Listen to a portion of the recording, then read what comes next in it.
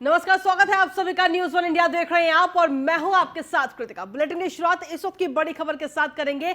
लखीमपुर खीरी पर अब supreme court में अगली सुनवाई 26 अक्टूबर को होगी। इस वक्त की बड़ी जानकारी आपको दे रहे हैं। कोर्ट ने मजिस्ट्रेट के सामने गवाहों के बयान दर्ज कराने को भी कहा है। मजिस्ट्रेट के सामने गवाहों के बयान दर्ज कराए, ऐसा सीधे तौर पर आदेश दिया गया है सुप्रीम कोर्ट की तरफ से। तो बड़ी जानकारी आपको दे रहे हैं। आज एक अहम सुनवाई होनी थी और अब अगली सुनवाई 26 तारीख को होगी। लखीमपुर खीरी पर सुप्रीम कोर्ट में अगली सुनवाई जो है वो 26 अक्टूबर को होगी। कोर्ट ने मजिस्ट्रेट के सामने गवाहों के बयान दर्ज कराने के लिए कहा है। लखीमपुर खीरी हिंसा में आपको बता दें कि 8 लोगों की मौत हुई थी और इसमें सीधे तौर पर कई लोगों पर आरोप लगे थे और किसानों में भी काफी गुस्सा इस दौरान देखने को मिला था। इस घटना के बाद में गृह राज्य मंत्री अजय मिश्र को लेकर के लगातार उनके इस्तीफे की मांग किसान कर रहे थे। और इसी पर अधिक जानकारी देने के लिए एसोसिएट एडिटर ब्रजेश श्रीवास्तव इस वक्त हमारे साथ जुड़ गए हैं। उनसे सीधा रुख करते हैं। ब्रजेश जी, अब सुप्रीम कोर्ट में आज सुनवाई थी, लेकिन अब अगली सुनवाई जो 26 अक्टूबर को होगी, क्या कुछ अपडेट्स आपके पास? देखिए, सबसे बड़ी बात यह है कि प्रदेश सरकार के जो अधिवक्ता हैं हरीश साल्वे ने एक स्टेटस रिपोर्ट दाखिल की और जिस वक्त स्टेटस रिपोर्ट सुप्रीम कोर्ट में दाखिल की गई उस वक्त सुप्रीम कोर्ट ने प्रदेश सरकार को फटकार भी लगाई और ये कहा हरीश साल्वे से कि ये आज स्टेटस रिपोर्ट आप आज दाखिल कर रहे हैं, ऐसे में हम किस वक्त पढ़ेंगे और किस वक्त आगे की कार्रवाई बढ़ाएंगे। इसको लेकर के आपको स्टेटस रिपोर्ट एक दिन पहले दाखिल करनी चाहिए थी, लेकिन प्रदेश सरकार की तरफ से कहा गया कि अभी सुनवाई को थोड़ा सा आगे टाल दिए ताकि जो है हम पूरी प्रॉपर तैयारी कर सके। तो उससे भी इनकार कर दिया सुप्रीम कोर्ट ने। तो सुप्रीम कोर्ट के बेहद ही तल्ख रुख देखने को मिला। लेकिन इस बीच में जो है जब स्टेटस रिपोर्ट पेश की गई, स्टेटस रिपोर्ट पेश करने के बाद हरीश साल्वे ने उस अपडेट्स को बताया कि किस तरीके से अब तक की क्या कुछ कार्रवाई हुई है। उस पर सुप्रीम कोर्ट ने इंस्ट्रक्शंस देते हुए कहा कि मजिस्ट्रेट के सामने जो भी गवाह हैं उनके कलमबंद बयान जो है दर्ज कराइए और उसकी प्रॉपर जो है एक तरह से रिकॉर्डिंग कीजिए, प्रॉपर उसके एविडेंस रखिए और एक एक गवाह के मजिस्ट्रेट के सामने आपको बयान दर्ज कराने होंगे। और इसके साथ ही चूंकि स्टेटस रिपोर्ट अभी मिली है तो अब उसको पढ़ करके जो है अब अगली जो सुनवाई है वो 26 अक्टूबर की तारीख तय की गई है। अब मामले में 26 अक्टूबर को आगे की सुनवाई होगी। आगे क्या कुछ रुक रहता है ये देखने वाली बात होगी जो है। तो फिलहाल अभी देखिए जो है अभी सीआरपीसी के बयानों को लेकर के भी जो है बात की गई। कहा गया कि आखिर अब तक जो है 164 के बयान क्यों दर्ज नहीं किए गए हैं। ये कई सवाल ऐसे हैं जो हरीश साल्वे से सीजेआई ने पूछा और ये भी कहा कि इस पूरे मामले की जांच बेहद ही संजीदगी से आगे बढ़नी चाहिए। जी चलिए, बहुत बहुत धन्यवाद तमाम जानकारी देने के लिए। इस वक्त हमारे संवाददाता मनीष मिश्रा भी इस वक्त हमारे साथ जुड़े हुए हैं लखनऊ से। मनीष, जिस तरीके से ये पूरी हिंसा हुई थी और इस हिंसा के बाद में लगातार किसानों की तरफ से गुस्सा काफी ज्यादा देखने को मिला था और अब आज इस पूरे मामले को लेकर अहम सुनवाई हुई और अगली तारीख अब 26 दी गई है, 26 अक्टूबर।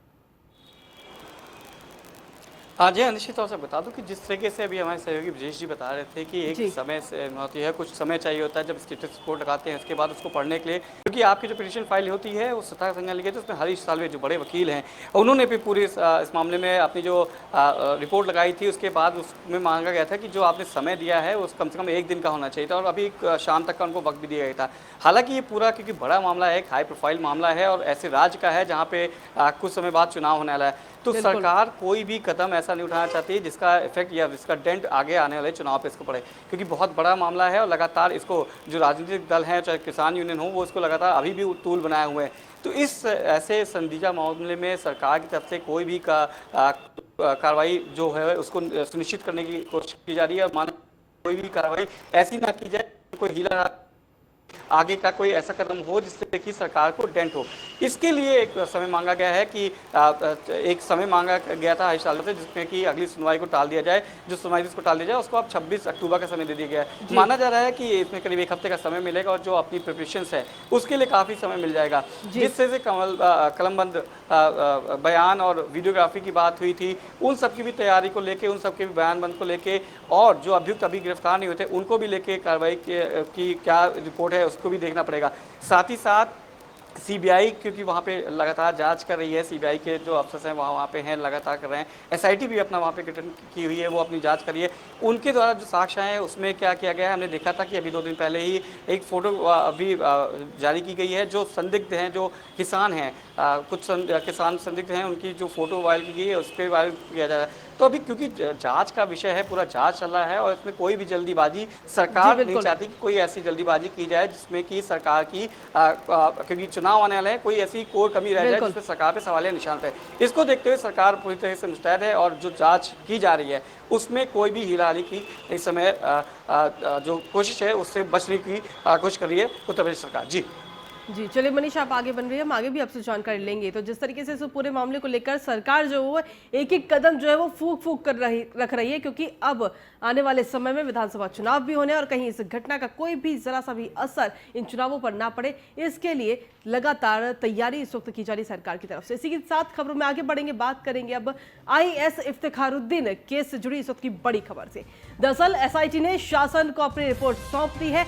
जांच रिपोर्ट 207 पन्नों की ये रिपोर्ट है और 20 दिन में SIT ने अपनी पूरी जांच जो है वो सरकारी आवास पर धर्मांतरण की क्लास का जो वीडियो वायरल हुआ था उस पूरे मामले को लेकर के SIT ने अपनी जांच रिपोर्ट सौंप दी है।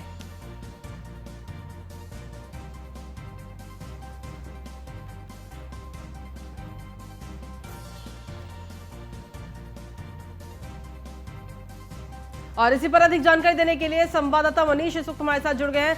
मनीष, जिस तरीके से IAS इफ्तिखारुद्दीन मामले को लेकर के अब SIT ने जो है अपनी पूरी रिपोर्ट अब सौंप दी है, क्या कुछ अपडेट्स और जानकारी है आपके पास?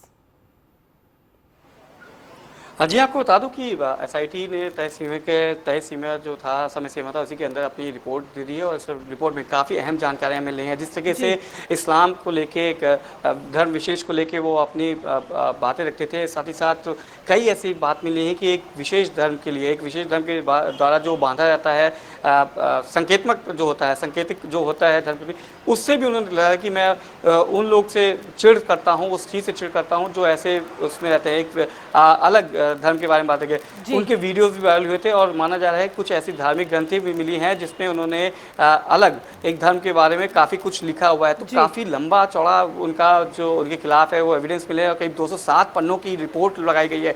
अब देखना ये होगा जब शासन को उन्होंने रिपोर्ट अपनी सौंप दी है तो क्या कार्रवाई होती है, क्या उनके ऊपर गिरफ्तारी होती है या फिर क्या उनको बर्खास्त किया जाता है, ये आने वाला वक्त बताएगा। हालांकि मुख्यमंत्री अभी दौरे पे हैं और मुख्यमंत्री जब लौट के आएंगे लखनऊ, जब उनके सामने पूरी चीज़ रखी जाएगी तो उसके बाद कोई निर्णय लिया जाएगा। पर माना ये जा रहा है कि इसके पीछे के क्या राज हैं, क्या कोई बैकिंग थी इस वरिष्ठ IAS के पीछे, क्या कोई संगठित तौर में कहीं और से भी फंडिंग हो रही थी, क्योंकि एक आदमी, एक अकेला आदमी ऐसी पूरी प्रतिक्रिया नहीं चला सकता है, ऐसी कोई बड़ा नेक्सस नहीं चला सकता। तो कोई ऐसा कोई नेक्सस तो नहीं है, ऐसा कोई फंडिंग, ऐसा कोई एलिमेंट उससे जुड़ा ना हो। अब ये भी जांच का विषय आएगा जब इनसे पूछताछ होगी और आगे की कार्रवाई होगी तो उसमें निश्चित तौर से इस एंगल को भी देखा जाएगा कि कहीं कोई बड़ा नेक्सस तो नहीं है, कोई बड़ा कोई इंस्टीट्यूशन या फिर कहते कि कोई संगठन ऐसा तो नहीं है जो इनको फंडिंग कर रहा हो, जो इनके पीछे लगा हो। क्योंकि ऐसे देखने को मिले थे कि ऐसे जो वरिष्ठ IAS हैं या फिर जो पढ़े लिखे लोग होते हैं उनको टारगेट किया जाता है क्योंकि वो बहुत जल्दी मोटिवेट कर लेते हैं आम लोग को और उन लोगों की जो बातें होती हैं उसको मोटिवेट करने बहुत आसानी से होती है क्योंकि अपनी बातें समझा सकते हैं। ऐसे लोगों को आगे किया जाता है, पर उनके पीछे कौन लोग हैं, कैसी फंडिंग थी, क्या कोई संगठन था या फिर सोची यदि साजिश थी, इसको भी देखते हुए एक पूरी जांच की जाएगी और ये आगे वाले समय में इस जांच से भी बहुत चीज़ें क्लियर हो जाएंगी। जी चलिए, बहुत बहुत धन्यवाद मनीष तमाम जानकारी और अपडेट्स देने के लिए। खबरों में आगे बढ़ेंगे और बात करेंगे अब आगरा की, जहां पर सफाई कर्मचारी की मौत के मामले में पुलिस कस्टडी में सफाई कर्मचारी की मौत हुई थी। बड़ी जानकारी आपको दे रहे हैं आगरा से, जहां पर सफाई कर्मचारी की मौत हुई और पुलिस कस्टडी में कर्मचारी की मौत हुई। मृतक के भाई ने पुलिस को ही इस पूरी घटना के लिए जिम्मेदार ठहराया है। वहीं इलाके में इस पूरी घटना के बाद में काफी सुरक्षा बल भी इस वक्त तैनात किया गया है और बवाल की आशंका के चलते सुरक्षा बल की तैनाती इस वक्त वहां पर की गई है। तो आगरा की खबर आपको बता रहे हैं, जहां पर जिस तरीके से सुरक्षा बल इस वक्त तैनात किया गया है, एक सफाई कर्मचारी की मौत हुई है और पुलिस की कस्टडी में इस कर्मचारी की मौत हुई, जिसके बाद में बवाल की आशंका इस वक्त कहीं ना कहीं आगरा में नजर आ रही है और इसको लेकर के काफी तैयारी भी इस वक्त की गई है। और इसी के साथ चलिए खबरों में आगे बढ़ेंगे और तो आपको बता दें कि आगरा के जगदीशपुर इलाके में माल खाने से हुई चोरी के मामले में आरोपी से पुलिस ने 15 लाख रुपए बरामद कर लिए और बाकी 10 लाख रुपयों के बारे में आरोपी से पूछताछ चल रही है।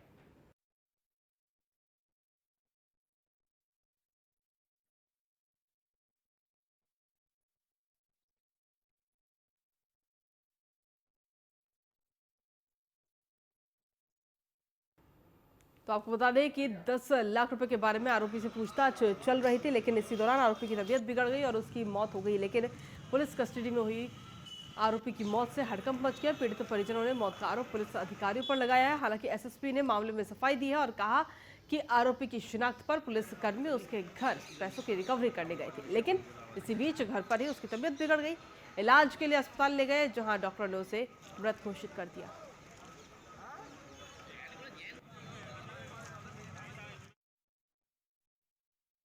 पीएस जगदीशपुरा में 17 तारीख में ताना मालखाना अंतर्गत एक नाकाबंदी हुई थी। उस पे 25 लाख रुपए का चोरी मालखाना बक्सा से चोरी हो गया था। उसके आधार पर तुरंत मुकदमा दर्ज किया है क्राइम नंबर 362/21 अंडर सेक्शन 457 380 में। और उसके बाद पुलिस कई संदिग्ध लोग के लिए के थाना पर जो आते जाते उनको सबको पूछताछ किया है। कल पुलिस ने एक अरुण नाम का व्यक्ति को पुलिस ने लिया है, उनसे पूछताछ किया है और पूछताछ में उन्होंने बताया हमने घटना का और इसी पर अधिक जानकारी देने के लिए संवाददाता कृष्णा त्यागी इस वक्त हमारे साथ जुड़ गए हैं फोन लाइन पर। कृष्णा, क्या कुछ मामला है जिस तरीके से चोरी के आरोपी जो थे उसकी पुलिस कस्टडी में मौत हुई है और इसको लेकर कहीं ना कहीं जो गांव वाले हैं उनमें काफी गुस्सा है? मैं आपको बता दूं, यह मामला थाना जगदीशपुरा का था। जब 17 अक्टूबर को माल खाने से 25 लाख रुपए की चोरी हुई थी, उसके बाद थाने में हड़कंप मच गया है। एडीजी सहित तमाम आला अधिकारी, कई तथ्यों की जानकारी की गई थी, सीसीटीवी फुटेज, सर्विलांस और कई चीजों की जानकारी लेते हुए यह पाया गया कि इसमें एक सफाई कर्मचारी जो अरुण नाम का व्यक्ति है वो संलिप्त है। उसको कल बीती रात पुलिस ने वहां से उनके घर से उठाया, तो बताया गया कि वहां उसके पूछताछ में करीब 15 लाख रुपए बरामद पाए गए। उसके बाद जब और जानकारी पुलिस ने जुटाई तो उस पूछताछ के दौरान उसकी तबीयत खराब होने लगी। उसके बाद उसके परिवारजनों को सूचना दी, वहां अस्पताल में मृत घोषित कर दिया गया।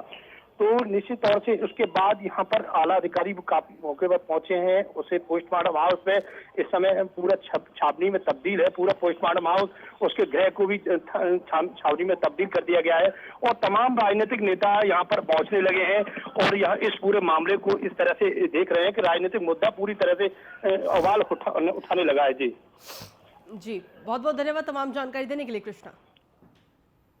और इसी के साथ खबरों में आगे बढ़ेंगे, बात करेंगे अब लखनऊ की, जहां पर शाहजहांपुर में वकील की हत्या का मामला सामने आया और लखनऊ में इसको लेकर के वकीलों ने काफी हंगामा किया है। दरअसल डीएम आवास के बाहर वकीलों ने ये जोरदार प्रदर्शन किया है। काफी संख्या में वकील डीएम के आवास के बाहर प्रदर्शन कर रहे हैं और हालांकि मौके पर भारी पुलिस बल भी वहां मौजूद है ताकि किसी भी प्रकार की कोई अप्रिय घटना वहां पर ना घट पाए। पुलिस प्रशासन वकीलों को समझाने की कोशिश इस वक्त लगातार कर रहा है। पुलिस प्रशासन और वकीलों में इसी बीच झड़प भी हुई है। वकीलों ने स्थानीय पुलिस को ज्ञापन भी सौंपा है इस पूरे मामले को लेकर के। तो आपको बता दें कि पुलिस प्रशासन और वकीलों के बीच में ये झड़प भी हुई है। प्रदर्शन के दौरान ये झड़प हुई है। शाहजहांपुर में वकील की जो हत्या हुई उस पूरे मामले को लेकर वकीलों की तरफ से ये प्रदर्शन किया गया।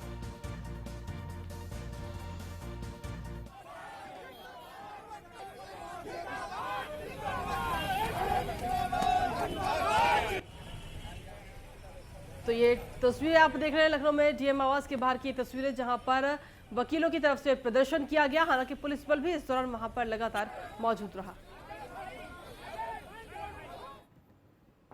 वहीं खबरों में अब बात करेंगे पीलीभीत की, जहां पर बाढ़ में फंसे लोगों का रेस्क्यू इस वक्त शुरू हो चुका है और सेना ने यह रेस्क्यू ऑपरेशन शुरू किया है। इस रेस्क्यू ऑपरेशन के दौरान करीब 26 ग्रामीणों को एयरलिफ्ट किया जा चुका है, लेकिन अभी भी 500 से ज्यादा लोग वहां पर फंसे हुए हैं और उनका भी रेस्क्यू ऑपरेशन करके उन्हें वहां से निकाला जा रहा है। तो सेना की तरफ से ये रेस्क्यू ऑपरेशन इस वक्त किया जा रहा है। दरअसल बाढ़ में कई लोगों के फंसे होने की जानकारी मिली थी, जिसके बाद में सेना के लोग वहां पहुंचे और रेस्क्यू ऑपरेशन इस वक्त चलाया जा रहा है। करीब 26 लोगों को रेस्क्यू ऑपरेशन करके वहां से अभी निकाला गया है और ये तस्वीरें इस वक्त आप देख रहे हैं। जब रेस्क्यू ऑपरेशन के जरिए लोगों को वहां से निकालने की कोशिश सेना कर रही थी। इस रेस्क्यू ऑपरेशन में अब तक करीब 26 लोगों को वहां से निकाल लिया गया है, लेकिन अभी भी 500 लोग अभी वहां पर मौजूद है और सेना उन्हें भी निकालने की कोशिश कर रही है। अधिक जानकारी के साथ संवाददाता अमित मिश्रा हमारे साथ जुड़ गए हैं फोन लाइन पर। अमित, क्या कुछ अपडेट्स है? जिस तरीके से सेना की तरफ से ये रेस्क्यू ऑपरेशन शुरू किया गया और अभी तक करीब 26 लोगों को वहां से निकाल लिया गया है और बाकियों को भी निकालने की कोशिश लगातार जारी है। दरअसल पीलीभीत में पिछले 2 दिन से लगातार मूसलाधार बारिश हो रही थी, जिसके चलते बहुत ज्यादा बाढ़ आ गई है। क्योंकि उत्तराखंड में बनबसा क्षेत्र में जो वहां से बैराज है, वहां से शारदा में पानी छोड़ा गया, जिसके चलते पीलीभीत, चूंकि शारदा से ही लगी नदी हुई पीलीभीत से होकर निकलती है, तो यहाँ पर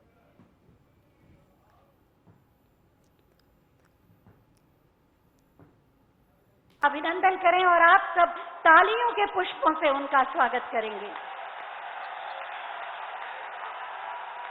मंच पर आसीन माननीय श्रम मंत्री माननीय श्री स्वामी प्रसाद मौर्य जी भी भगवान बुद्ध की प्रतिमा से माननीय प्रधानमंत्री महोदय का स्वागत और अभिनंदन करेंगे और आप सब जोरदार तालियों से अपने भावनाओं को मंच तक पहुंचाएं। भगवान बुद्ध के संदेश को अपने जीवन में जीते हैं हमारे माननीय प्रधानमंत्री जी, बहुत बहुत धन्यवाद। आज वास्तव में यहाँ पर कुशीनगर के विकास का उत्सव मनाया जा रहा है। राजकीय मेडिकल कॉलेज कुशीनगर के शिलान्यास के साथ साथ 180 करोड़ से अधिक की विकास परियोजनाओं का लोकार्पण और शिलान्यास माननीय प्रधानमंत्री महोदय के कर कमलों द्वारा दिया जाएगा। कुशीनगर का विकास और समृद्धि तो होगी ही, साथ कुशीनगर की गरिमा अंतर्राष्ट्रीय पटल पर और बढ़े, इसका मार्ग भी माननीय प्रधानमंत्री महोदय ने प्रशस्त किया है। मैं मंच पर उपस्थित माननीय सांसद श्री विजय कुमार दुबे जी से अनुरोध करूंगी कि वो अतिथियों का स्वागत करें।